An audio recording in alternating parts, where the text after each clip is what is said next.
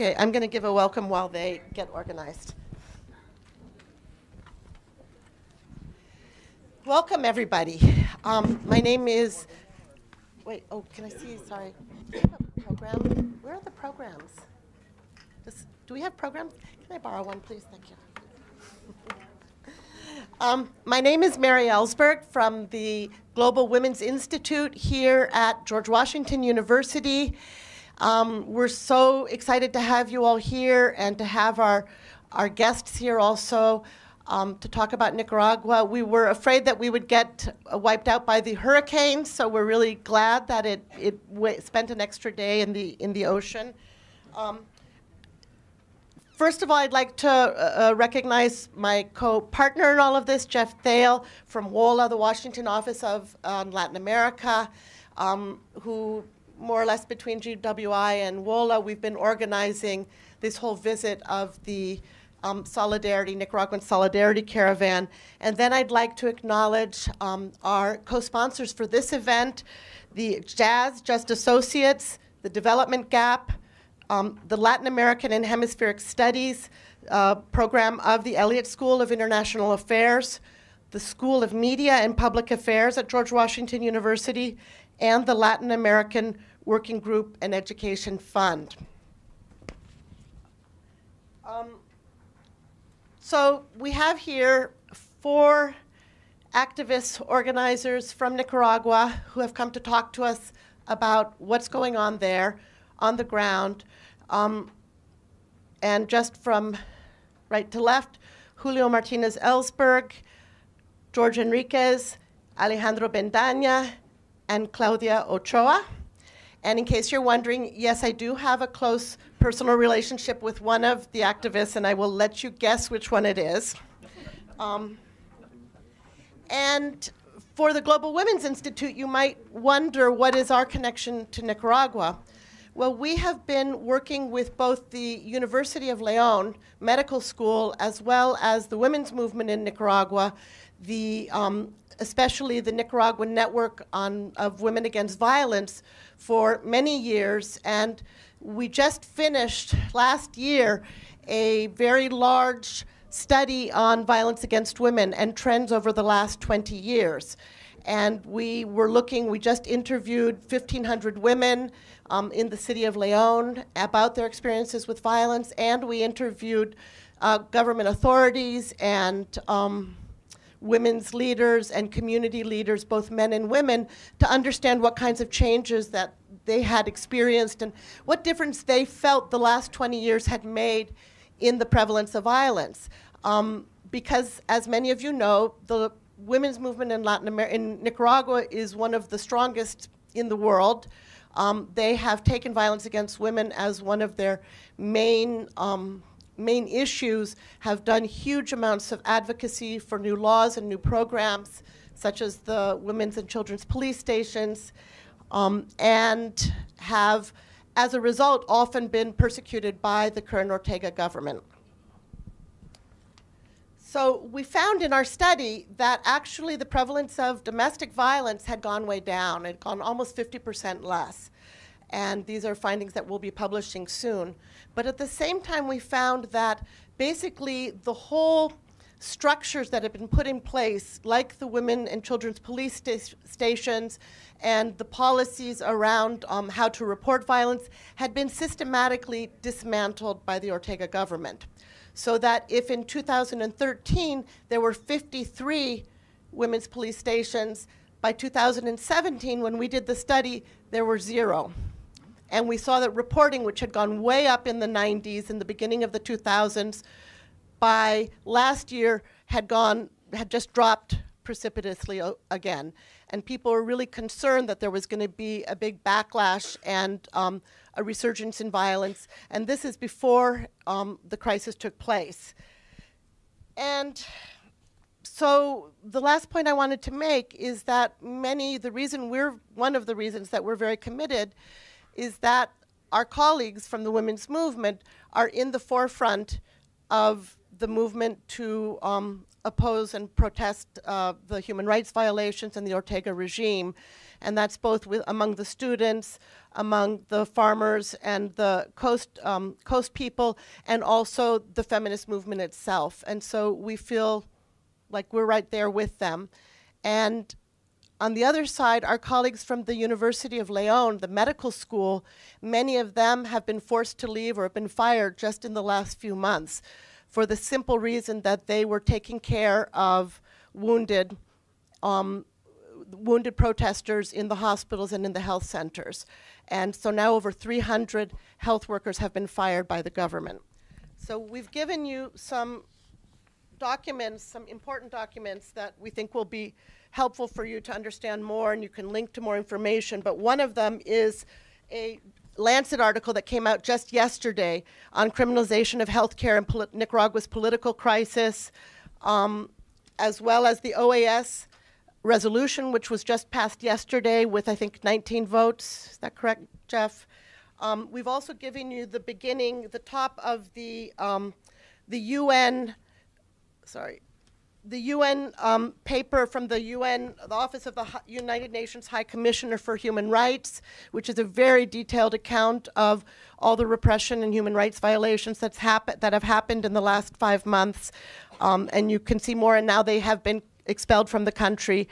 And some documents also that WOLA has done, and one from women human rights defenders. So we wanted you to be able to go home with a lot of very specific documentation that will help you. We hope that after this, there will be even more solidarity in the United States, and that those of us, the older ones of us who were involved in solidarity with the Sandinista revolution in the 80s, we hope to see a similar kind of solidarity now with the opposition movement and the social coordinating articulación, which doesn't translate very well into English, but I think we're calling it platform. So I will hand over now to Silvio Weisbord, who is a professor in the School of Media and Public Affairs, who will be moderating this event. And then afterwards, we'll have Jeff Thale will speak, and we'll have time for questions and answers as well. So thank you again. Oh, and before that, we are going to show a brief video about the chronology of what's happened in Nicaragua over the last 5 months, and then something specifically around women in the protests. You want to explain anything?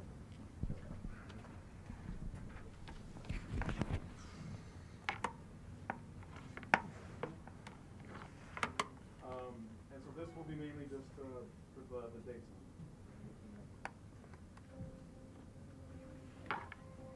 Nicaragua, a country with a past tinged with war and blood, once more suffers the consequences of an authoritarian, dictatorial government with total control of the country.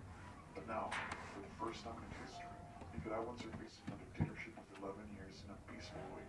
For 3 months, they have mobilized, organized locally, and resisted use of tools of nonviolence and self-defense. April 2018, April the 10th. Hashtag SOS anti-violence protests begin. A few days later, on April 16th, the government of President Ortega announces reforms to the Nicaraguan Institute of Social Security, an institution broke by corruption and mismanagement of the state. April 18th, protests against the reforms are held in León and Managua. The peaceful protests are attacked by government paramilitary mobs armed with sticks, pipes, and bats. The next day, public university students join protests but are attacked by police with rubber bullets, ballots, and tear gas. Upon universities occupied and reports in social networks under the hashtag SOS Nicaragua begin. Protests are reported in Managua, Masaya, Granada, León, Esteli, Matarata, Carazo, Rivas, Chinandega, Huaco, and the Caribbean coast. The Sandinista mobs and policemen no longer shoot rubber bullets. Protesters begin to die with precise shots to their head or neck. People defend themselves with stones and mortars, a homemade mortar. As methods of protest against repression, citizens begin felling trees of life, the most characteristic symbol of the regime. Citizens also begin to paint public monuments with colors to Nicaraguan flag. President Ortega addresses the nation. He does not mention deaths or police repression. The next day, he revokes the social security reforms, but citizens don't leave the streets. They want justice for the victims killed by Ortega's authoritarian regime. On April 24th, the campesino movement announces their support and begin to block roads. The same day, the Episcopal Conference of Nicaragua announces it has accepted an invitation invitation to mediate in a national dialogue. Hundreds of thousands of Nicaraguans took to the streets on April 23rd and April 28th in walkouts called by the Superior Council of Private Enterprise and in a pilgrimage for the dead called by the Nicaraguan Episcopal Conference, respectively. May 2018. Massive processions are organized to Masaya, a city that begins to be the focus of police repression. Students take the largest public university in the country of Managua. Residents of various apartments start maintaining and intensifying roadblocks in solidarity with the students who resist. May the 10th. Mothers of victims of the regime organize themselves as Mothers of the Government. The government of Nicaragua approves a visit from the Inter-American Commission on Human Rights. On May 16th, the national dialogue begins. Repression increases in broad daylight. On May the 30th, Mother's Day in Nicaragua, walkouts are convened in support and solidarity with mothers of the victims of the regime. These walkouts, with the highest convocation to date, were carried out successfully and completed peacefully when, at the end, participants were attacked by pro-government mobs. The attack on the Mother's Day walkouts left at least 16 dead in Managua, Esteli, Chinandela, and Masaya. June 2018. Merchants announced civil disobedience. They will not pay taxes to any government entity. Roadblocks throughout Nicaragua are continuously attacked. Hashtag Grito por Nicaragua takes social networks in response to hashtag Nicaragua Quiere Paz, promoted by the government to spread false information. The Civic Alliance for Justice and Democracy calls a national strike for 24 hours from midnight on Thursday, June 14th. The persecution of young participants of walkouts and universities occupation increases as the government discredits the latest report from the Inter-American Commission on Human Rights, in which the escalation of violence is denounced and condemned as being biased and lacking objectivity. Police, anti-riot and paramilitary forces make their entrance into the city of Masaya, firing indiscriminately at people. The next day, the Catholic Church mediates while riot police continue to stalk settlers. In Managua, despite the fear caused by the Mother's Day massacre, people started taking to the streets again. Nicaragua will be free. We're gonna go ahead.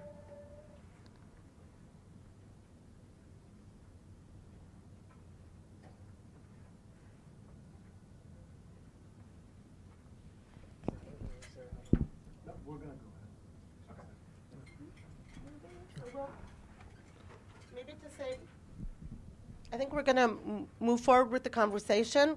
If we have time later on, we can do the piece of the video on women, or we can also put it on our website.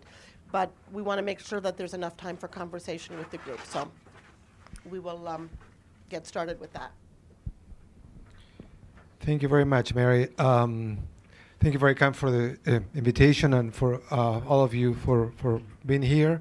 I'm Silvio Weisbord. I'm a professor in the School of Media and Public Affairs, and I will be moderating this panel. So I will ask the panelists first if you can introduce yourself and describe a bit the work that you have been doing. Julio?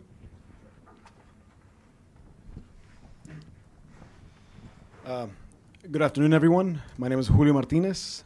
I think you're sitting on mics. Yes. You have a better mic or something. Okay, yes. We'll start over. So my name is Julio Martinez. I've been part of the protests since everything started.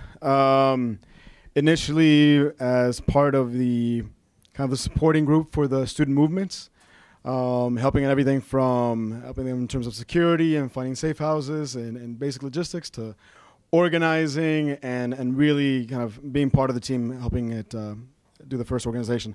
And since then, I'm part of the Coalition of Social Movements of Nicaragua, which includes essentially the many movements that have come together after the protest started, such as the peasant movement, feminist, anti-mining, anti-canal movement, as well as many other civil society organizations that existed prior to April. Yes. Good evening. My name is George Enriquez.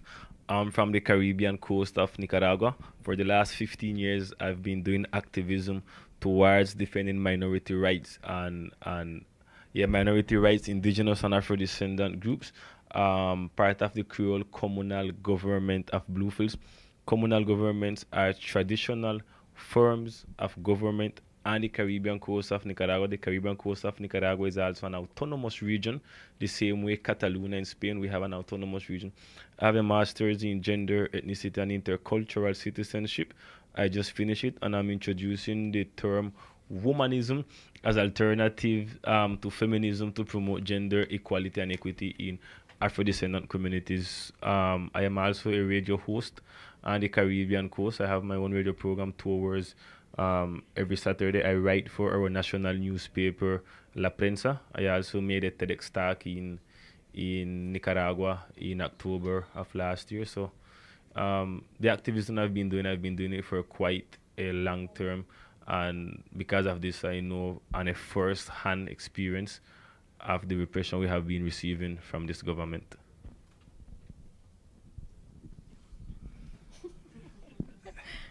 My name is Alejandro Bendaña. I too am, and I work with the Articulación de Movimientos Sociales.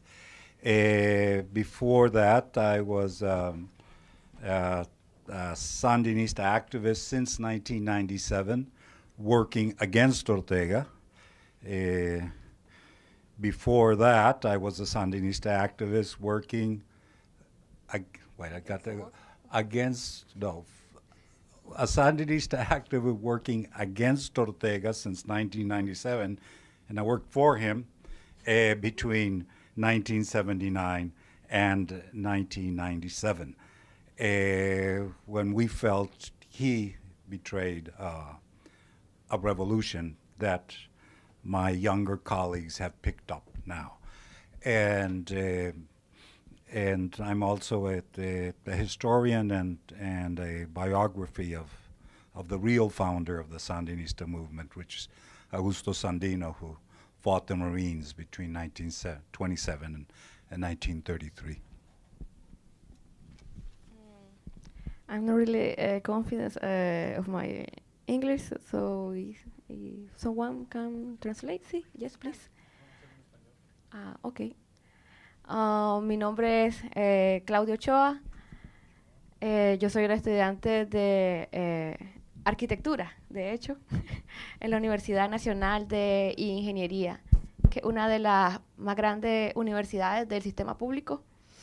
Puedo decir que antes de abril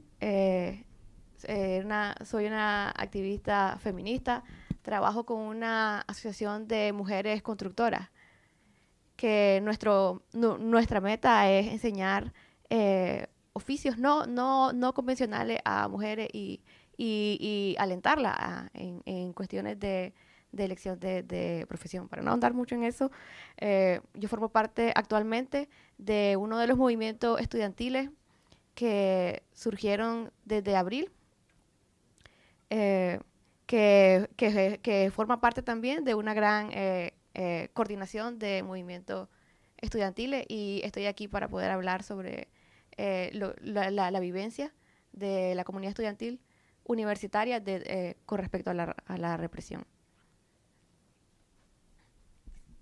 Thank you. What I will ask you is if you can describe briefly what the current situation is in Nicaragua, particularly from your perspective and your role in the last months. I don't know who wants to go first. Julio?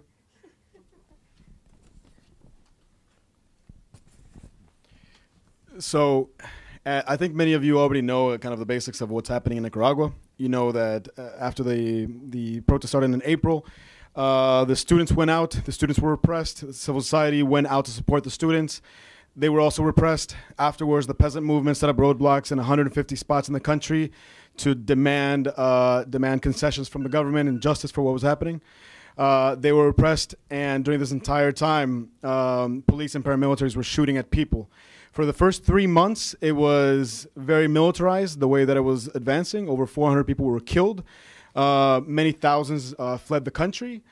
And but essentially, once they eliminated the roadblocks, they moved on to a new stage, which is what we're in now.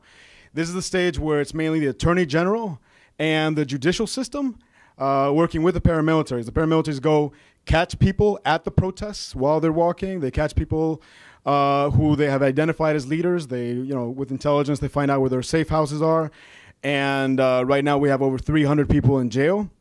And people, and then the displaced, which are internally in Nicaragua, all over. Anyone who has led any aspect of this is in hiding inside of Nicaragua. And there are 23,000 people in Costa Rica seeking asylum. Those are the numbers that we have. Those are people who have formally sought asylum, not to mention the people that have gone illegally into Costa Rica and who have not filed papers, which are many thousands more. So the current situation is one in which tens of thousands of Nicaraguans have been displaced by the repression. Ortega is betting that there will be less coverage because there are less who are killed on a daily basis. However, the idea is to completely destroy the opposition. And so we are here to talk about that, talk about our personal friends who are in jail for having participated in this, and talk about how the importance that the international community, their role in ensuring that there is respect for human rights in Nicaragua. I would like to add on to that, that these almost 300 people that Julio mentioned, they are youth that look the same way you look. I mean, not the same way you look. They look like Nicaraguans, I mean. That they are being accused as terrorists. Protesters are being literally and legally accused as terrorists. From being the most secured country in Central America, in the last 4 months, Ortega strangely had identified 300 terrorist people living in the country, plus the other one that is being identified. So anyone that goes out to protest, anyone that's walking on the street with a Nicaraguan flag or speaking to the national media or international media, they are literally going to be condemned as terrorists. These are youths that don't even own a passport, that had never left the country. Youths that don't even have Wi-Fi at their house that connect 3 or 4 times or twice a week when they go and steal a Wi-Fi from someone. These are youths that mainly only speak Spanish. These are youths that had never ever left the country or have no kind of connection with other people living in other countries, catalogized as terrorists. So that is what Ortega is doing. Ortega is catalogizing all of us that are participating in the march and protest as terrorists.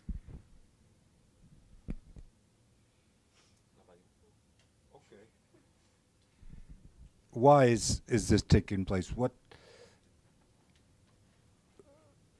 What happened on April 18th shocked us all, including those of us that had been steadily critical of Ortega for the previous 10 or more or 15 years, and that had come out of the Sandinista movement. Why? Because Ortega had consolidated a regime which was going for another 5 years, and he had consolidated a regime by leaving behind anything remotely associated with the Nicaraguan Revolution, which began in '79 and ended in 1990 with its ups and downs. But at that point, he began cutting deals to get back to power with the Catholic Church that he assumed its worst positions on reproductive rights, with the big bankers and transnational companies, including the mining companies, concessioning almost half of Nicaraguan territory and giving the private sector, the large capitalists, the highest profit margins in all of Central America. And in order to get back in power, he cut a deal with the United States to putting across the message that he was a born-again Christian, a born-again capitalist, and a born-again pro-American. Between 2007 and 2016, he delivered on his promises. He gave the United States a full cooperation, despite the leftist rhetoric, because there's confusion about that here in certain circles. Despite the leftist rhetoric, he had a military cooperation agreement, which the Nicaraguan military loved, and a free trade enthusiast, investment guarantees, sweatshops with the lowest wages in Central America and submissive unions, collaboration with immigration, and Haitians that tried to cross through the countries were shot on site, as well as a collaboration very tightly between the police and the DEA. And that was a pillar of his regime. until April 18th, in which he thought he was so consolidated that he could actually go from old-fashioned repression to opening, ordering live ammunition be employed against the students. And then his stability came to an end, and the U.S. began to question whether the regime could still deliver. And that's where we are now. But that background is important in order to try and interpret what will come next and why we don't want to go back to the Ortega system, even though Ortega might disappear from the scene.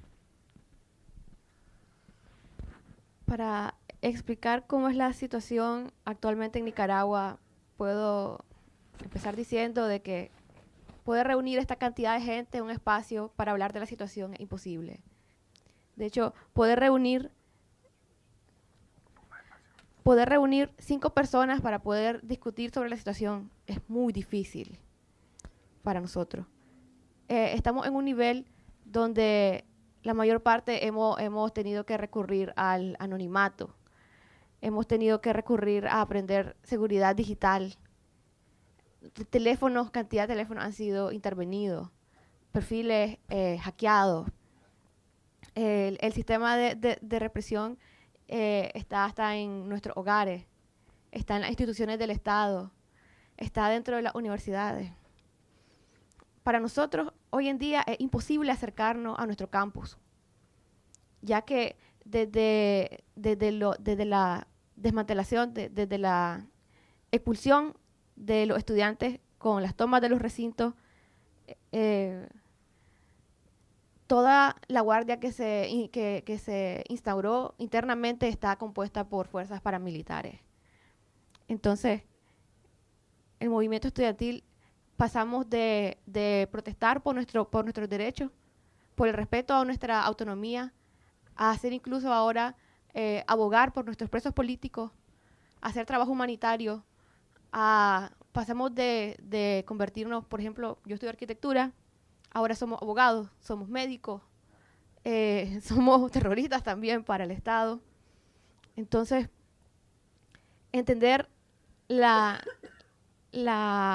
represión, puedo decirles que yo probablemente al volver al país pase directamente al sistema judicial por promover terrorismo, según la ley. Actualmente tenemos alrededor de 300 presos políticos. De ellos, 10 forman parte de los movimientos en los que estoy. Entonces, el simple acto en Nicaragua, en este contexto, de portar una bandera o de portar un símbolo de la universidad es suficiente para el Estado para enviarte a la cárcel. Y eso está tomando lugar ahorita. Esta tranquilidad que expresa internamente es un caos, donde no podemos confiar totalmente en ninguno de nuestros sistemas, que se supone que están hechos para protegernos. Sí. Es crítico saber que tener amigos que no tienen pasaporte, entonces ahora tenemos que buscar maneras de sacarlo ilegalmente del país, porque el momento en el que ellos se acerquen a una oficina de migración, definitivamente van a ser capturados. Hemos aprendido a improvisar en esta situación, a poder conectar con aquellos que están en el exilio y seguir trabajando desde esos espacios. Ha sido realmente muy duro, pero, por ejemplo, puedo decirles que hoy el movimiento feminista llevó una serenata a la cárcel de mujeres y desde adentro estaban gritando nuestras consignas. Entonces, me llena mucho saber eso.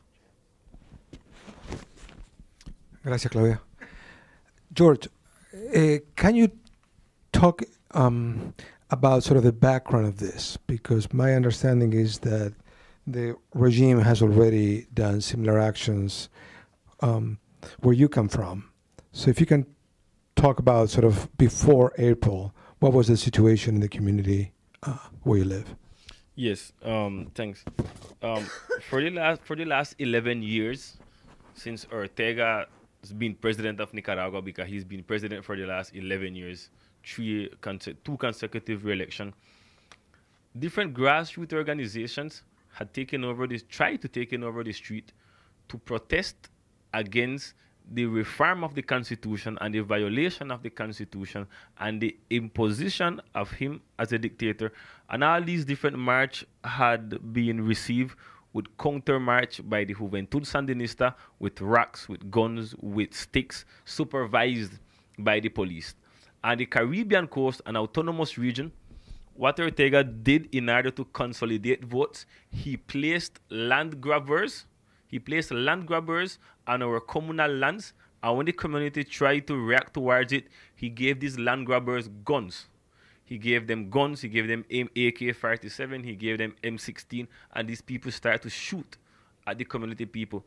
And it got so worse that there are 12 communities on the Caribbean coast that had been displaced, and they have protection, cautious measures from the International Court of Human Rights. 12, no, it's not one or two people, it's 12 entire communities on the Caribbean coast. So for the last 11 years, he had been perfectionating this repression system on the Caribbean coast. Today, he's doing it over the whole country.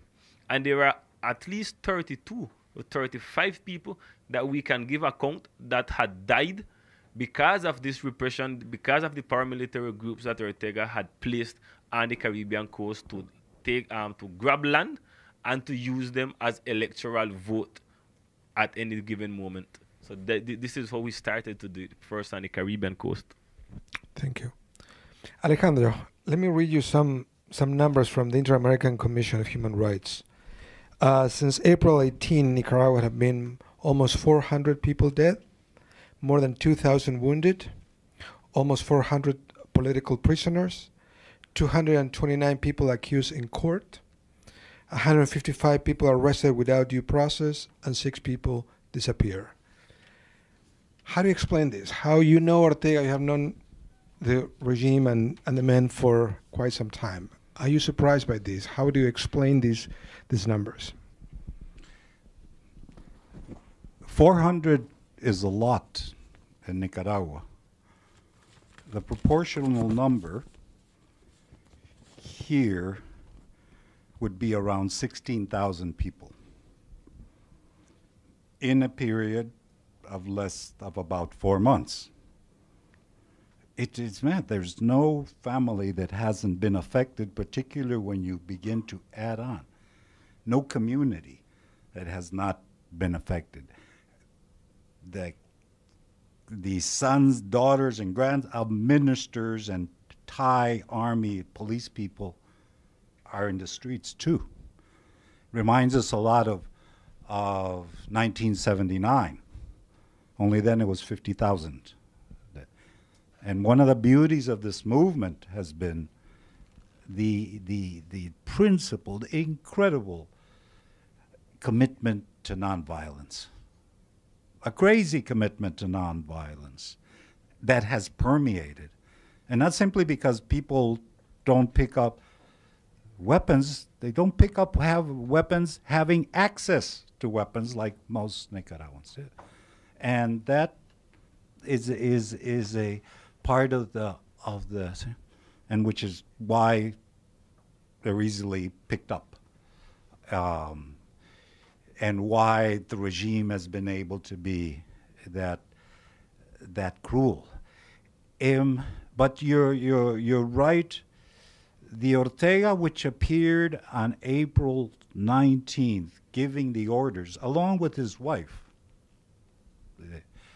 the presidential pair, to open fire was an Ortega we did not think existed. Oh no, we knew he was corrupt. We knew he was authoritarian.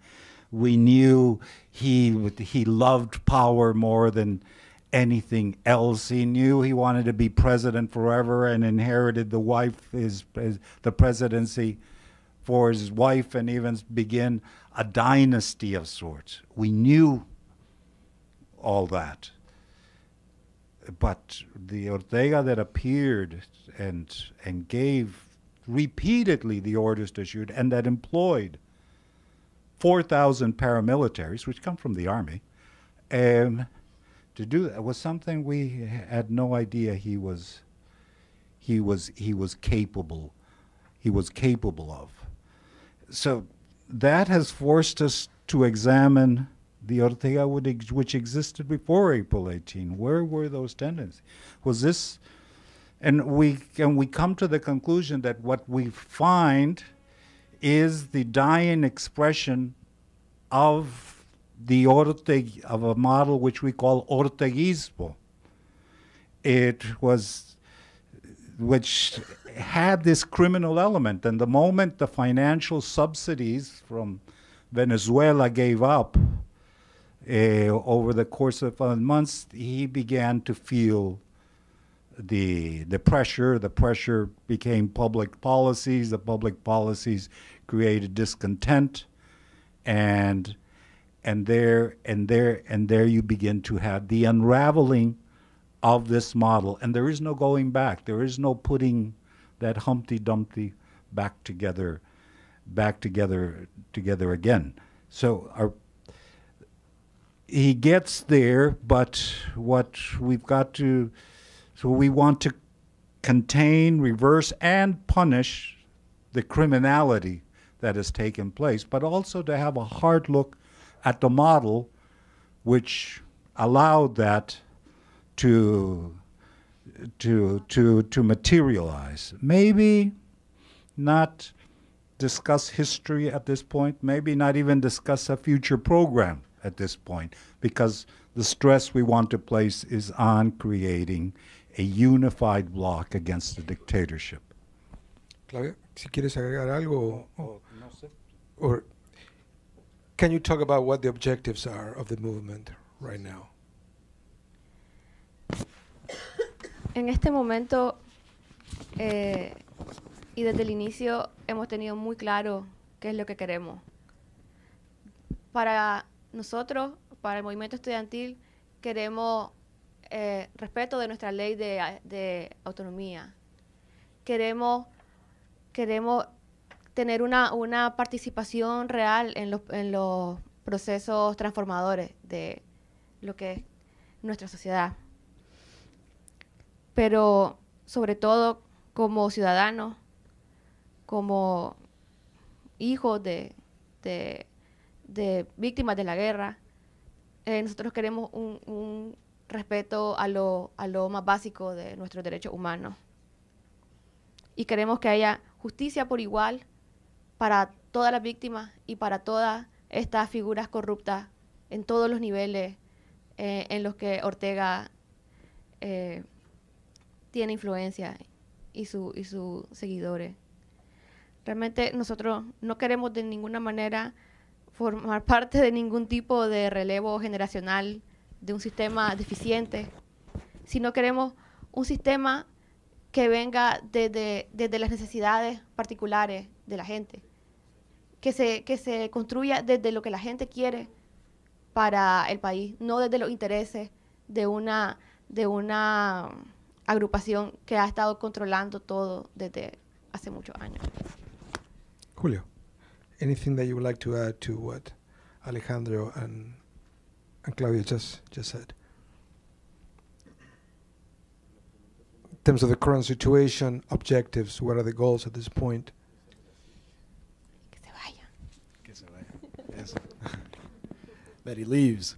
At different levels, we have several basic needs. I mean, you have to start off with just a guarantees to life and that you can march peacefully. Right now, we don't have that. We have paramilitaries, police, attorney general, and judicial system attacking that. We need that to end immediately for people to be able to mobilize without any problems anywhere. If the movement has been nonviolent, and it should be respected that way.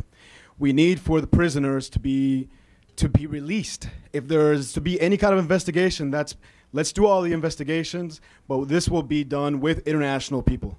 The entire judicial system is completely corrupt. That can't be trusted to provide any kind of justice. We do want justice for everything, and that requires people from the Inter-American Commission on Human Rights, for instance, who are already on the ground, to also carry out independent investigations, because currently they can only accompany the government investigating itself, which is completely absurd. We need guarantees that the paramilitaries have been disarmed. The only reason that you have paramilitaries, that a government would employ paramilitaries, is because they need people who are willing to do things that even police are not willing to do. There are many police who are proud of their jobs, who are there for ideals, who are there for public service.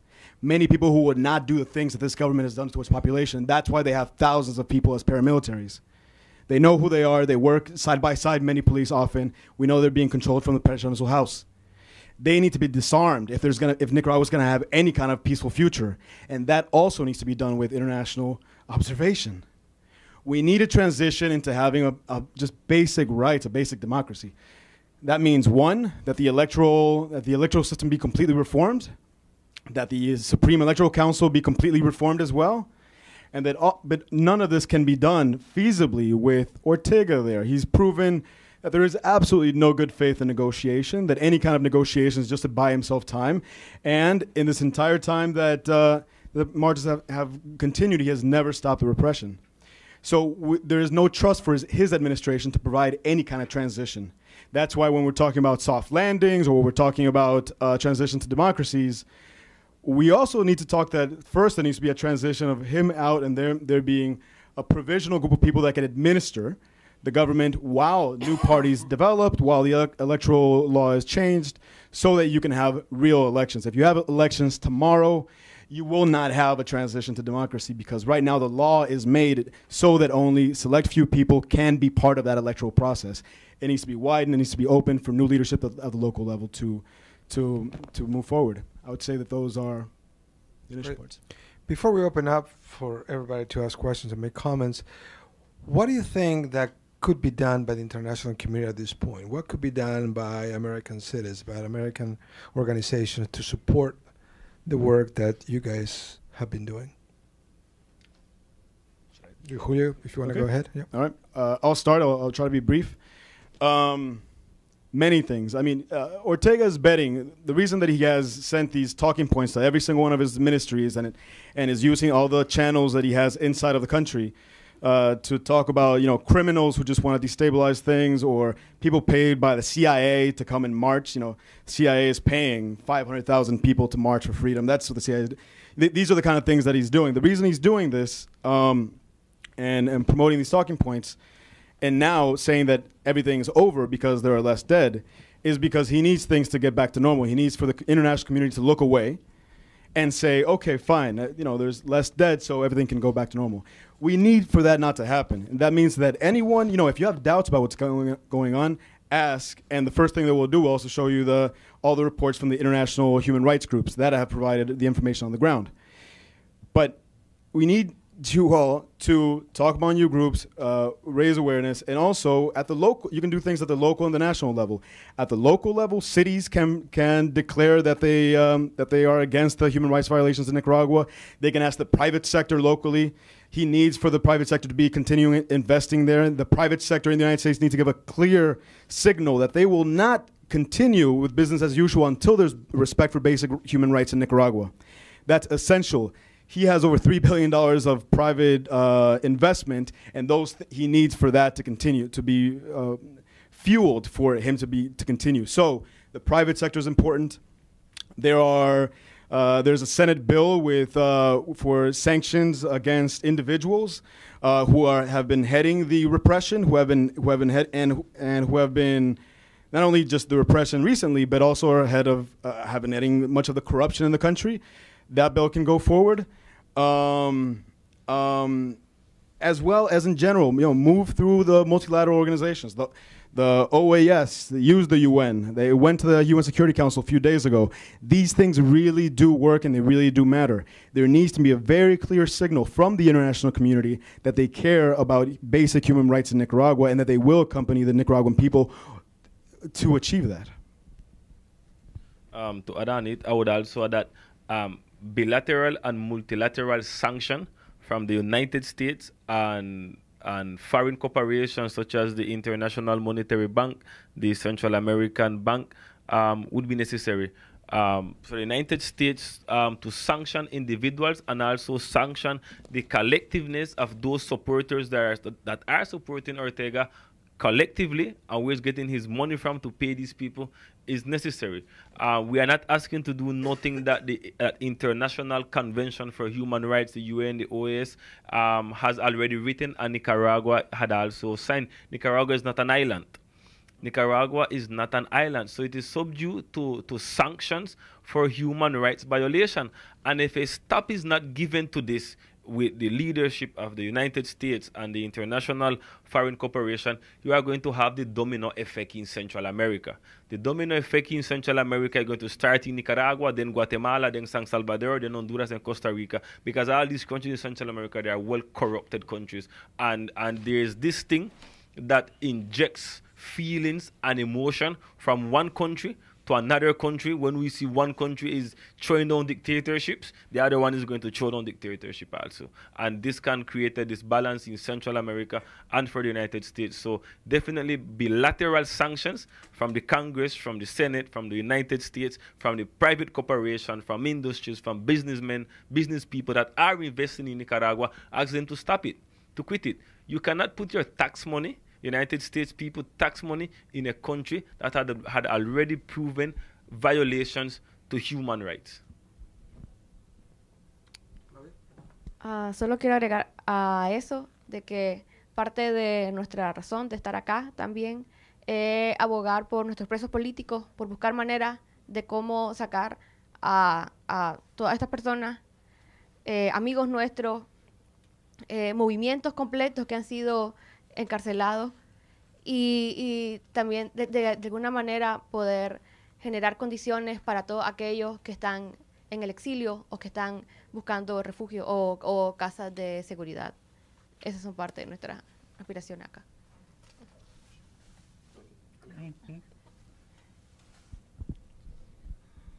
Well, I will tell you what not to do. You don't send in the Marines, because that's happened 5 times before in our history in various versions. You keep Trump under control. I know you can do that. You try not to try to be multilateral as opposed to unilateral. Unilateral will provoke reactions from Latin America for historical reasons. And pay attention to what is being said, what was said yesterday by the Organization of American States, and push the United Nations Security Council, which is the only effective international organization which has teeth and has a range of sanctions, including financial and military. Look at what they've done with Iran or Myanmar, and there's a range of mechanisms there, but that requires a strong multilateral push, and the U.S. could be part of it. Thank you. Let's open up. If you have any questions, any comments, please raise your hand, and I will call you, and if you can introduce yourself, that will be good. Yeah, there in the back. Let me just give you the phone. Not the phone. Microphone.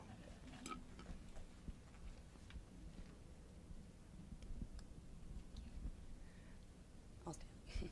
Hi, my name is Elizabeth Rosenbaum. I'm a student at the Elliott School of International Affairs. My only question is, what do you think of the comparison to the situation in Nicaragua against Venezuela? Is it sensationalist? Is it helpful? Is it a way to raise awareness? Does it do harm to what's actually going on the ground in Nicaragua?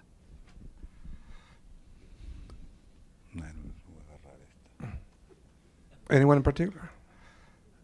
The wonderful conversations we often had, we try to talk about Nicaragua, and Venezuela always comes up. My reaction to is let's de-Venezuelanize the discourse on Nicaragua, and that goes for both left and right, because because both will bring up Venezuela. Whatever opinion you have on Maduro, fine, but Ortega's not cut from the same cloth. His is actually worse. So, so that's a short answer, because there are ideologues, left and right, that want to draw some magnificent consideration that if you overthrow Ortega, it's a blow to Maduro, and if you don't overthrow him, it's a victory for the left, and that's silly. Human rights considerations, ethics above ideology, in a time when ideology should know more about ethics than it does. I would like to add that the socialism from the 21st century, socialismo del siglo XXI, had failed in Latin America. They had 11 to 16 years to prove that this system would have worked, and we had realized it hadn't worked because we had felt it. We had lived what socialism of 21st century is, and it's nothing less than a dictatorship, corrupted, violent, totalitarian regime that is not working for us in Nicaragua, and I also believe it's not working in Latin America. Because of this is why they had lose their support throughout whole Latin America, because we had realized socialism of the 21st century is just crap that doesn't work. Is a theory to enriching a group of individuals that want to maintain themselves on the power forever. So this socialism from the 21st century, let it be Venezuela, let it be Nicaragua, let it be in anywhere, we had already proved, we had lived it. It had its time, and it hadn't worked for none of us.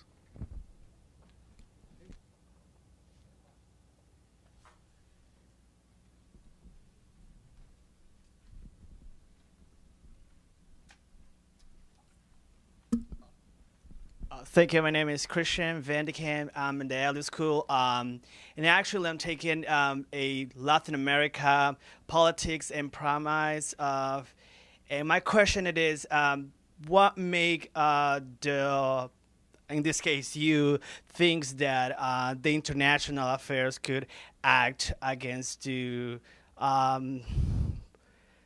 president if they have not acted in other places in Latin America like Venezuela? And if they act, do you think that at the end of the day they're gonna blame, in this case, the United States, because the United States is the big influence in the hemisphere?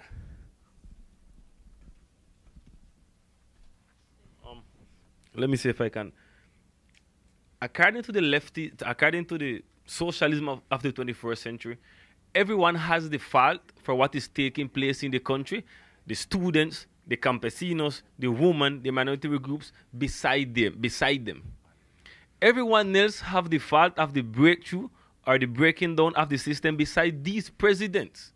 It's like they don't have the fault for nothing that is taking place. And of course, their best defense is always to throw the fault on the United States.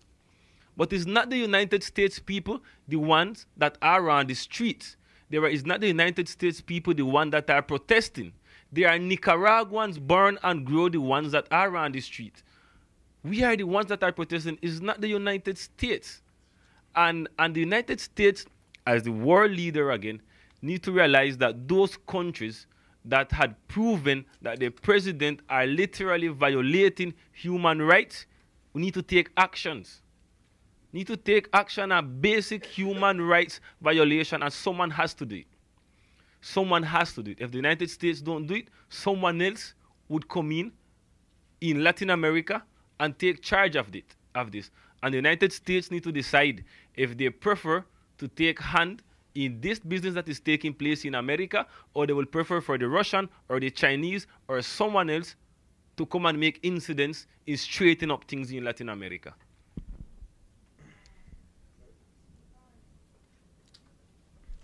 Quiero agregar a eso de que todos formamos parte de la OEA, y creo que como países que estamos bajo la Carta Democrática, deberíamos ser capaces de tomar acciones como Naciones Unidas, que somos, como naciones que tienen lazos tanto históricos como económicos como sociales, que deberíamos de estar involucrados en el bienestar de otras naciones como seres humanos que compartimos estos espacios. So I'll say two things. One, about the this whole right and left thing. I mean, we really do want everyone to step away from the possibilities of this being a right and left thing, because what he wants, and actually what he's been trying to push, is this idea that he's being attacked because he's part of the left, which is absurd, because one, if you look at his policies, he can't justify that this guy is in any way progressive. But because people remember him from the 80s as the figurehead, then he's trying to hang on to the flag and say, oh, I'm being targeted for this reason. If you start playing into this left-right thing, then you're playing into his hands. This is a humanitarian crisis. And if you want to talk about the left aspect, we can talk about his policies afterwards, that in no way are progressive. So really, we have to focus on the humanitarian aspect. As for your question as to why international organizations, I mean, why else are they there if not for this situation? The system as we know it now started after World War II, so that when you have despots, you don't just appease them until they create horrible situations and lots of and murder their own population. You set up systems so you can have dialogue, so that people can put pressure, and you can have nonviolent solutions, and you can stop these kind of these killings. You have a whole array of UN organizations, but a lot of it is not simply development and think about development. It's about stopping massacres and ensuring the respect for basic human rights. That's what they're for. And so given that we have the UN, which has an extremely clear report that they came out after months of investigations and over which they were kicked out of the country because it was so good, then you have the Inter-American Commission on Human Rights, also months of investigations on the ground. And then you have every other human rights organization on the ground that sees the exact same things. Brutal, brutal, brutal attacks on the human rights of Nicaraguans. If afterwards those organizations that can place pressure don't act, they're not filling out their role. That's what they're for. So we do think that that's the way to go forward. That is the ideal, and I think that that's really where their strengths are.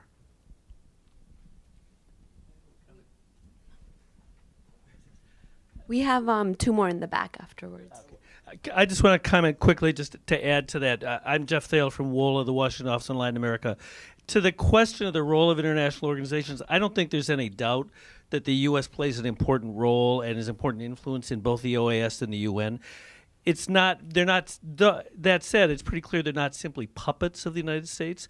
And I think the key point to make here is that particularly in the case of Nicaragua, the OAS has played a strong and pretty unified role, and a stronger and more unified role than it's played vis-a-vis Venezuela. And the UN, particularly the UN human rights system, has played, which is a relatively autonomous organization, has played a really important and constructive role. And I think for those of us thinking about the United States and U.S. policy, I think one of the really important things the United States can do in this circumstance is support the leadership of the UN and the OAS. Yeah. Hi, my name is Johnny Williams. I'm a graduate student here in the Latin American Hemispheric Studies program. Wow, can I talk? My question actually follows along that line. You mentioned the bill that's currently in the Senate, which is Senate Bill 3233, the Nicaraguan Human Rights Anti-Corruption Act of 2018. If you can, Julio, address that bill specifically, like what efforts have you guys done from your end to advocate towards the committee, it's currently sit in, which is Foreign Relations Committee, and as well, what efforts have you done here within the local populations to our advocacy groups to try to persuade the administration to get along that? Because we all know it's a midterm election year. So what do you see this going anywhere in the now in the next few months, or will it be something for the next Congress? What are your thoughts on that? Thank you. So part of what we're doing around the bill is talking to you guys. When it comes to national legislation, I mean, the people that really need to focus on that is people that are living here with the representatives, with everyone else. There have been many people that have written letters and met directly with those senators. And so, in the cities that we've been to before, we also tell them, call your representatives, make sure that this goes through. Why do we think that this is useful? We do think that the multilateral approach is the way forward. You do have to recognize that in the past 5 months, we've made the country stop. They've been, their finances have been affected. But really, these guys just continue as though nothing has happened. And so if somebody says you're going to take away their money after 400 dead, that sounds like at least something is being done to them. And they can feel that kind of pressure directly on a personal level. We do think that this is something that has to be, managed by these groups and other groups that we talk to. Just do it directly. And we do know that we've heard that they want to put it forward during this month. There are people who are pushing for this bill to be passed this month in the Senate and sent to the House, which would be ideal because, as we understand, in October on, everyone's going to be campaigning. So if that truly can be voted on this month in the Senate and passed over the House so that we can have a real pressure right now, that would be huge. I mean, people, every day counts, every day matters, every day is another, more people going to jail. And so we really do expect and hope that people here will move with whoever they can to help that bill move forward.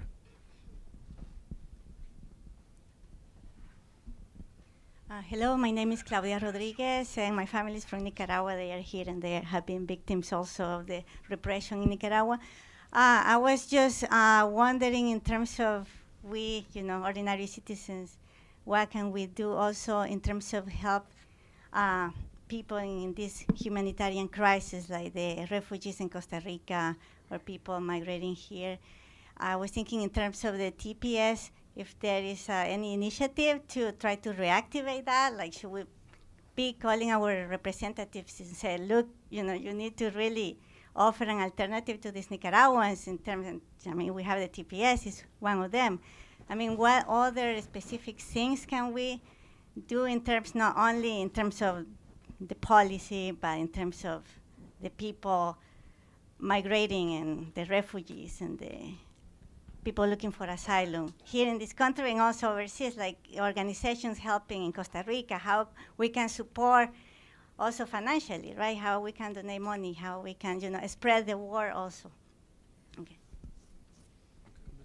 Okay. I'll start answering the question. And you're absolutely right. There's a few things there that can be done in terms of policy and in terms of, personally. In terms of policy, one, yes, there are several thousand Nicaraguans who will be affected by the removal of TPS. We strongly urge everyone to fight for that not to go through. It's already been repealed, and the idea is that they'll have to go in the next several months into a country that has thousands of people that are internally displaced. This shouldn't happen, not for the well-being of anyone involved. So we do hope that there will be activism here. A second thing related to this is that the American consulate has been closed since this started. We think it's extremely important for that consulate to be opened so that a lot of these people who are being persecuted, who might not have, who are afraid to make the journey illegally into Costa Rica because it's very dangerous and you can be caught by the army on the way over. A lot of them have families in the U.S. And so those people who are repressed, I think it would be an extremely huge sign of solidarity for people here to ask for the Nicaraguan consulate to be opened, starting with those who are being repressed, starting for those who are receiving repression. That can be done jointly with human rights groups in Nicaragua so that they, instead of living in safe houses, instead of living in the mountains or in the streets, where a lot of them are living right now, maybe they can spend a few months with their families in the U.S. who would be happy to take care of them. But for that, you need the consulate open. in terms of who's working on the ground, there are a lot of people working in Costa Rica and Nicaragua. Essentially, it's finding the people that you trust, and so you can send them. If you want to help financially, churches have been a huge part of this and providing sanctuary and providing help. So a lot of people have chosen to, ask their churches if they have a church that they feel comfortable with in Nicaragua and send them to them directly, because those people, they've been so key in providing just basic services to people who are running away. And we do have some names that people that we trust, and I mean we could talk afterwards if those are also ideas. But I would say look around for people that you trust, and do help out, because the situation is horrible. There's lack of food, of money for transportation, of money for safe houses. There aren't enough safe houses for all those people. So that situation is horrible for transportation. Everything. So all of that really does help. Here first, and then back there. Right here. Thank you. Please forgive me. I have a lot of ignorance about the situation, and I'm learning some of the first things today. I have two questions. One, I want to know what the fragility of Ortega is right now, in terms of how difficult it feels. Obviously, he was very shaken by those first student protests. All the headlines here in the States in the article I read was he had no idea what was waiting out there for him. It sounds at the same time that for certain communities, there's no idea what he was capable of, that was a big, huge paradigm shift. It sounds also within the Caribbean communities, maybe it was less of a paradigm shift. Maybe it was something that had been happening for a long time, as often is the case in more vulnerable communities. The question I have is, were there things learned in that longer period of exposure to this side of Ortega that could be taken on by the rest of the movement that is now coming into deeper awareness of his true agenda?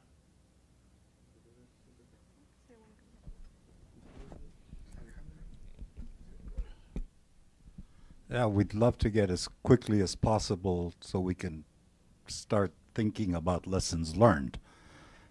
First we have to do, and it's going to be extraordinary.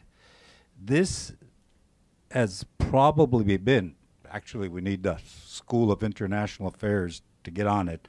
Is this not one of the largest nonviolent protest movement of the past 15 years, or past 20? This in Latin America we had the liberation wars, but this is different. Two, and how effective have the tactics and the strategy been, considering that a lot of it is in the making, because nobody on April 16 thought that we would see what happened on April 18, including the students themselves. Third, we've talked about what does this mean from the left perspective, and we'll get to that. And it's what happened? Is this a failing of the left or of socialism? Is it a failing of one particular movement of one particular time? Is it a failing of one person? At what point do we ask that did Sandinismo transmute into Orteguismo? When did that begin to happen? We even have to reinterpret in the light of April 19 what happened on July 19, 1979. So you can help us with the questions and the answers, but the score isn't in yet. It hasn't even been 5 months. It'll be 5 months next week.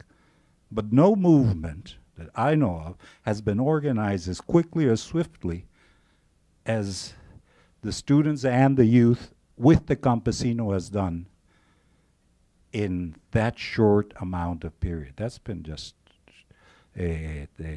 extraordinary. Whether that type of movement, that type of leadership, the horizontality can actually take on a dictatorship, well, that's and win, and take on a line of struggle and alliances, and be part of that, yet not abandon its principles, which is also social justice. That remains to be seen. I personally think this will work, and this is the best historical opportunity that Nicaragua has had for 40 years. If we blow this one, it'll be another 40 years. So this is why there is so much invested in human terms, in political terms, and in terms of the meaning of hope for progressive change, nonviolent in the world. It's being tested today in Nicaragua. I can also add that Ortega is so fragile right now that he's coming to the UN. Yeah. The last time Ortega came to the UN, if I'm not mistaken, is since 2007. That was the last time Ortega decided to come to the UN General Assembly. He's coming this year again. After 11 years, he finally decided, hey, I need to go ask for some help. And he's so fragile that he literally don't even have the support of his party, of the grassroots organizations that form his party. But these people are so scared to go publicly because of the repression they would be receiving. And he's so fragile. In Nicaragua, we had 3 national strikes. Can you imagine in one of the states here in the United States to have a national strike where the banks are closed, where the private company, the private industry, everything is literally closed. You cannot do no bank transaction during that day. Can you imagine the United States do that way, or one state or one city? We had obtained that in Nicaragua.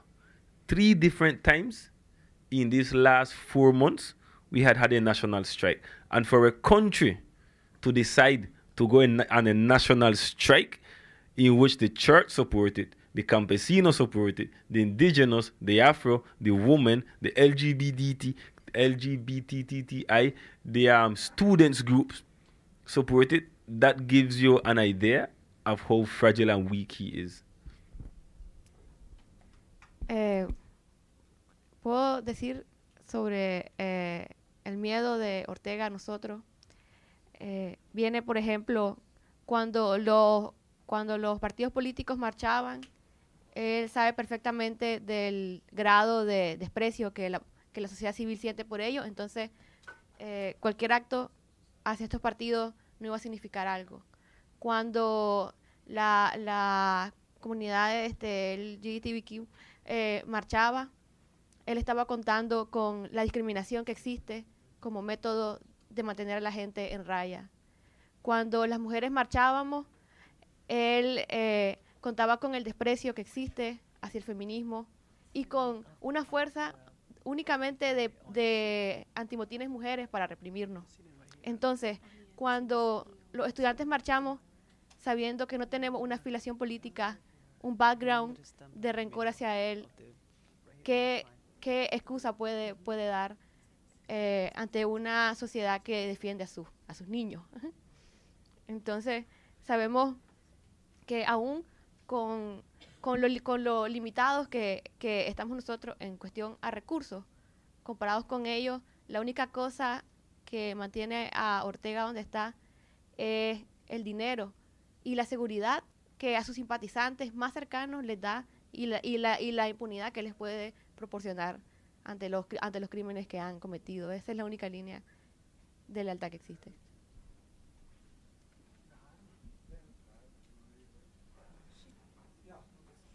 Muchas gracias. Esta pregunta es para Claudia. A ver si puedes hablar un poco más sobre la situación, cómo ha impactado a mujeres, niñas y la comunidad LGBTQ. Como nica y feminista he seguido la situación y cómo las feministas han organizado contra los femicidios y el aborto, que es ilegal en todo caso. Así que si puedes hablar un poco más sobre esas comunidades. Gracias. Ok. Irónico cómo las feministas ahora se ven apoyando a la iglesia cuando recordamos que es la iglesia quien nos quitó nuestros derechos. Derechos que teníamos antes incluso de poder votar. Es absurdo. Entonces, algo que hemos logrado y que realmente tengo que decir que ha sido difícil para nosotras poder aparecer en estos espacios diciendo que somos feministas, que estamos apoyando la causa, sin que salgan comentarios sobre estar dividiendo la lucha. Ha sido difícil para ambas, para tanto como nosotros como mujeres, como para activistas de la diversidad, poder decir que vamos a mantener nuestros principios y las cuestiones por las que hemos estado luchando aún en este contexto. Y sabemos que es importante hacerlo porque en el 90 estos mismos colectivos se dieron a sus luchas personales para apoyar una revolución que al día de hoy no ha cumplido su demanda. Esas son una de nuestras principales posturas ante esto. Tengo que decir que como mujer sí he sentido lo difícil de estos espacios. Decir que la lucha es inclusiva al día de hoy es controversial porque nosotros estamos luchando contra el régimen y estamos luchando internamente para hacer comprender a la sociedad civil de que una revolución significa un cambio también en la manera en la que hemos estado haciendo sociedad. Estamos luchando contra el clasismo, contra el racismo, contra la misoginia, que está muy bien instaurada en el Estado. Entonces, pero aquí estamos, aún con la manera en la que algunos sectores o algunas personalidades han intentado minimizar la participación de las mujeres. Nosotros estamos involucrados en todos los espacios y estamos involucrados tanto en los espacios físicos de la toma como en las decisiones. Y estamos completamente convencidas de que no vamos a tomar ningún papel de trasfondo o de soporte de ninguna manera otra vez. Pero yo también puedo agregar a esto.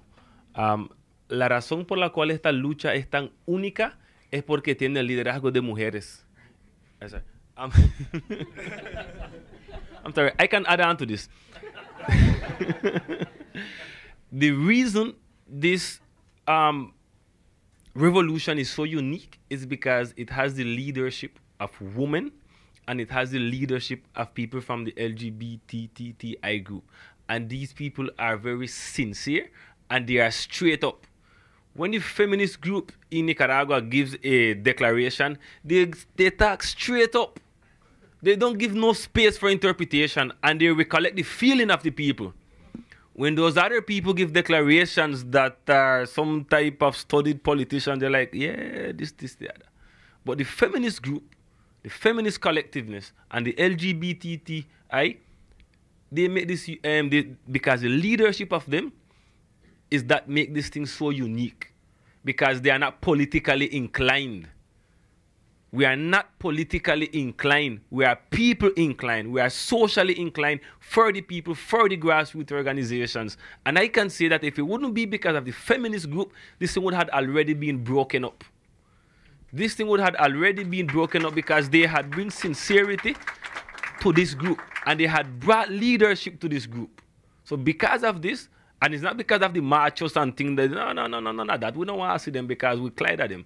Men had always been the one that caused all the wars, and men had always been the one that had have our country the way it have our country. So I even believe that is a time for a change of leadership in our country for the new generation and we millennials that understand all these topics a little bit better than how some of the older ones understand it.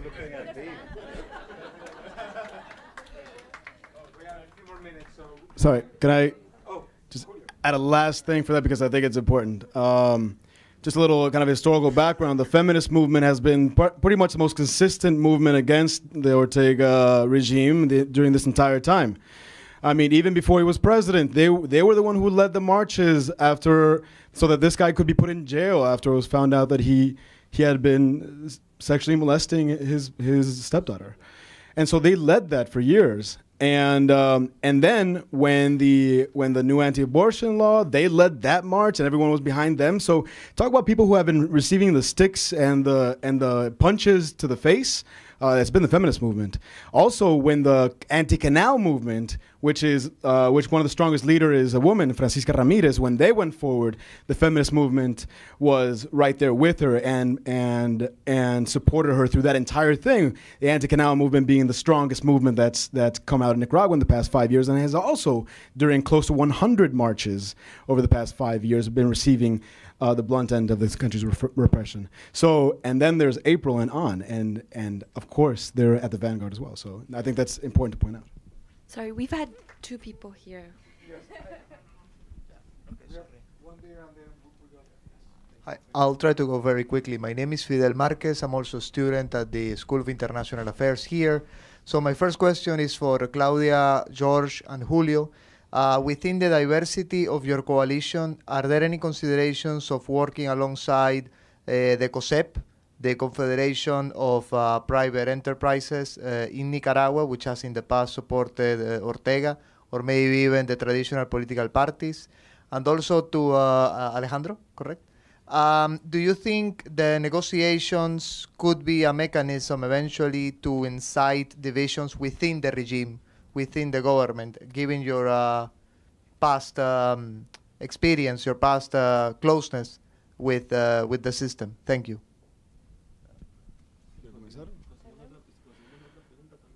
Yeah, can we take another question? Yeah, do you want to take? Let's take one question there and then, yes, please. That's great, yeah, so How are you? My name is Roy. It's a comment and a question.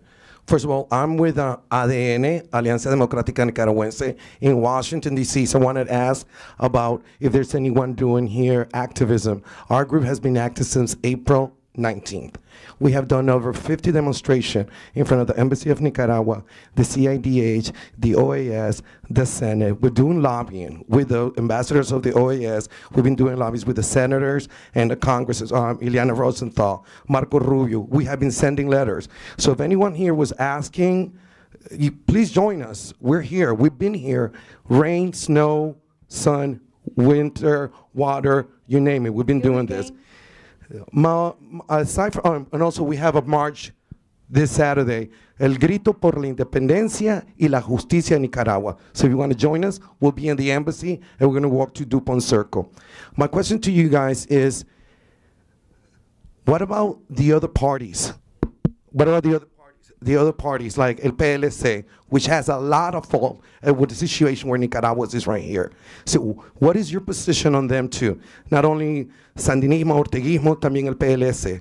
So I was wondering, what is your position on that point? Okay, thank you.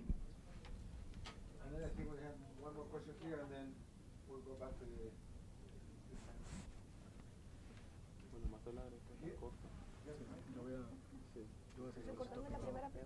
¿El sector privado? ¿Cuál es nuestra posición? ¿Cuál es nuestra posición? Y después con la posición con el PLC. Do I ask now or later? Mi nombre es Emilio Hernández, otro nicaragüense migrante acá. Mi pregunta es conocer un poco internamente sus discusiones acerca de cómo priorizar objetivos, porque yo escucho como dos objetivos dentro de muchos otros, y es la salida del régimen actual y el cambio de la institucionalidad, de las reglas del juego, de la ley electoral, del Corte Suprema de Justicia, del Consejo Supremo Electoral. No son necesariamente las mismas, digamos, intervenciones pueden llegar al mismo punto. ¿Cómo priorizan el uno? La salida de Ortega versus apoyar un proceso de reinstitucionalización de Nicaragua.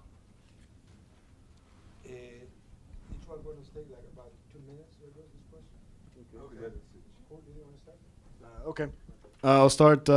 First, to clarify, I was responding to the question earlier about, what's been done specifically to lobby about that bill. And so I just kind of gave a general answer. But, I mean, we're all going to the march on Saturday. we invite everyone else to go to the march. The local Nicaraguan and American people doing solidarity have been active since day one on this, have been in every city. We've met people in other cities, and they've been an essential part of this. They haven't slept either in the past 5 months, and that has to be recognized. About the private sector is essential to any solution in Nicaragua. The private sector will be part of the solution fully. And many people in the private sector, even people who were with the government, have abandoned them already. There are still divisions there. So there is work to be done. Yes, people from both in the Alianza, which is directly in the national dialogue, that the private sector is directly part of that. In the Articulación, we also have conversations with people from the private sector. This has to be a broad movement towards democracy and towards respect for human rights. So the private sector is essential. However, I think there is something that is important to point out, that there are still powerful people within it that could side with Ortega and make this go the wrong way. So it is something that has to be worked directly. And with the PLC should have absolutely no future in Nicaragua. It should be absolutely out. Because of the level of corruption that's been linked to that party. I'm sorry, that's personal opinion.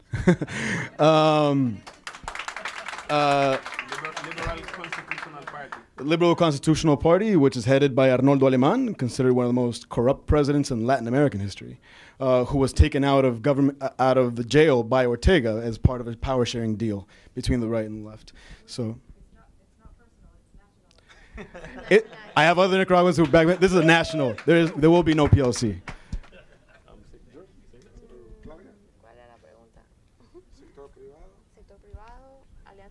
Okay, let me continue.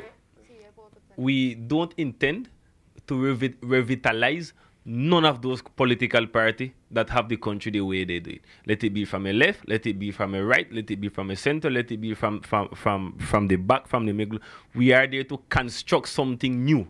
We are going to construct something new from what all these older folks had taught us, had forced on us, and had messed up the country. So these liberal people or the Sandinist people is not against a political party that much. It's against ideologies that had never worked for Nicaragua. What you mentioned about the guy mentioned about what is our way of coming out. One, we need Ortega to leave.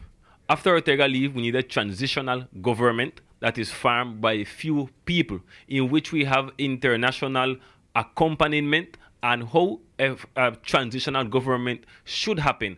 During this transitional government, we are going to restructure the electoral law, and we are going to restructure the constitution, because we cannot take out Ortega today and 2 or 3 months after we go to another election when the legal framework of the country is messed up. It's messed up for the Frente Sandinista and Ortega to maintain themselves as party. So Ortega need to leave a transitional government, but we cannot go election neither without getting the freedom of all our political prisoners. We definitely need our political prisoners. We cannot go election with over almost 300 people that had been participating the same way we had been, that are accused as terrorists. It doesn't make sense. So we need Ortega to leave. We need a transitional government, and we need we need transitional government, and we need our political prisoners to be free, and we need the disarming of the paramilitary groups, because if we don't disarm the paramilitary groups, we run the risk for it to become in gangs, the same way they had become in San Salvador, Honduras, and Guatemala, because they have AK-47, they have M16 guns, and if we don't disarm these people with international cooperation, it's just like if we are not doing nothing. So those are the things that we basically, and the transitional government had already been done in Nicaragua in 1979, so it wouldn't be the first time. And now we had learned about democracy, and we have technology, and we have you all have experience through the world, and so on and so on. Y mientras una parte de nosotros apoya el gobierno de transición, estamos muy claros que tenemos un gran trabajo que tiene que ver con educación hacia la población, para que sean más conscientes y más participativos en políticas locales. Y también un trabajo intenso para incentivar a los funcionarios y a los miembros de instituciones a impulsar proceso de transparencia dentro de las instituciones, porque entendemos que parte de lo que ha sido esta revolución es poder hacer que la gente vea en ellos mismos las capacidades de generar cambios.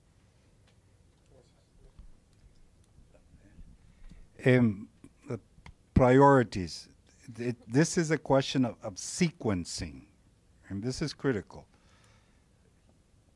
End of repression. Ortega resigns. Institutional reforms culminating in elections. Because there are some people that are saying, oh, let's have institutional reforms and then we can see about Ortega. That, for us, will not fly. But that is a scenario that some people are contemplating, so watch out. Secondly, whether the regime can still be, elements of it can still crack. No, I feel that most of those who were going to leave have left over the last few years, over the last few months. I think he has a core. He has state employees, which most of which need a paycheck. So we have to. What cannot be salvaged is the police at this point. That's going to have to be totally revamped from the outside. But in terms of members of a Sandinista party that are still part of the party that would come forward, I don't see that. Outside Sandinistas, there's plenty, but I think he's got a grip, and others are compromised too deeply. Jeff, if you want to make some closing remarks, since we're running out of time. Thank you. Thanks. As I said, I'm Jeff Thale from WOLA, the Washington Office on Latin America. We were thrilled to co-sponsor this event. WOLA's had a long history with Nicaragua, and for good or bad, we sponsored Daniel Ortega's first visit to the United States in 1980, 81. So I think we feel a special interest and a special responsibility. I think all of us have heard from the speakers here both the real human rights situation and what that means in the numbers of dead, the numbers of disappeared, but also in the human impact, right? It has on all of them, on all of the activist community in Nicaragua, on many people here in this audience as well, right? So that's the first thing. The second thing is, I think it's really clear sort of the quality of the organizing and the quality of the analysis that the people here in this panel at the Articulación more broadly has been doing. And I think kind of that emphasizes for me the fundamental thing, which is that the future of Nicaragua is fundamentally in the hands of Nicaraguans to resolve. The U.S., the European Union, the OAS, all of them have a role to play, and I'll talk about that in a second. But fundamentally, it's up to the Nicaraguan people, and I personally walk away encouraged about the possibilities. So that's the first thing to say. The second is I think there is a role for the international community to play. In the case of the United States, the U.S. role has obviously been complicated and through much of the 80s pretty negative in Nicaragua. And so any U.S. role has to be very carefully thought of and very carefully considered, both because of that history and because we have a Trump administration today that's very hard to predict in where it will go and what it will do and so on. All that said, I think the international community has a really important role to play in defending human rights. I think the OAS and the UN, particularly the Human Rights Commission at the UN, have played really critical roles. It's important to support that and important to urge the U.S. government to support that. That's one thing. A second is there needs to be international pressure on Daniel Ortega and his closest inner circles, economically and politically, in order to participate in a serious dialogue that leads to a resolution which clearly includes his departure. The international community has an important role to play in that through pressure on the U.S. side, pressure from the Congress. We've seen some. So we saw. I think everybody saw, right, this statement from the Progressive Caucus in the Congress that came out yesterday. Statements like that are important and helpful. Legislation like that proposed in the Senate that Julio talked about and that there was a question about earlier is tremendously important. And support for international and multilateral efforts that push Ortega personally and build economic pressure on the Ortega administration and on Daniel and his personal interests and his family interests to take the demands of the opposition seriously, to negotiate in real good faith, and to find a solution that involves both his moving on and then moving toward institutional reform and elections. So I think I'll end with that. I guess one final thing I should say is all of this depends on all of you and sort of everybody here educating themselves, getting involved, and being active is really key. So thank you all for doing that. That's an important first step. If you'd like to, if you're not already involved with ADN or other activist organizations and would like to know more, I think we have. Yeah, we're going to have we have a sign-up list here, and Gabriela is going to manage that. So if you'd like to be in touch with what's going on in Nicaragua here, we'll share it also with ADN. But at the university or would like to be involved in some way, please sign up here. And just a final point was several people have been asking us, how is the caravan funded? And actually it's been funded by individual donations of people in each city where they've been passing the hat, and small donations from WOLA, from GWI, and a few others. So if anybody would like to contribute to the caravan, you can talk to them directly, and that'll help get them to the next city. Thank you. Please remember, return your headsets, and a special thanks to our translator as well.